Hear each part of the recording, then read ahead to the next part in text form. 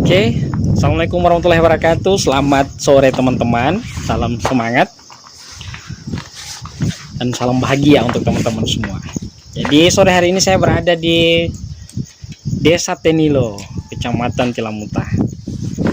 Dan saya berada di puncak, teman-teman. Ini puncak Desa Tenilo. Jadi kalau mau melihat sunset di sini bagus, teman-teman.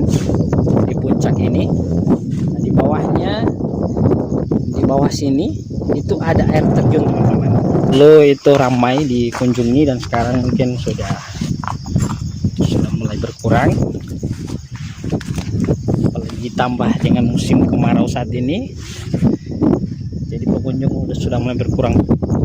Jadi Desa Tenilo ini berada di ujung timur Kecamatan Tilamuta. Oke, terima kasih sudah mengikuti kegiatan saya pada sore hari ini. Assalamualaikum warahmatullahi wabarakatuh.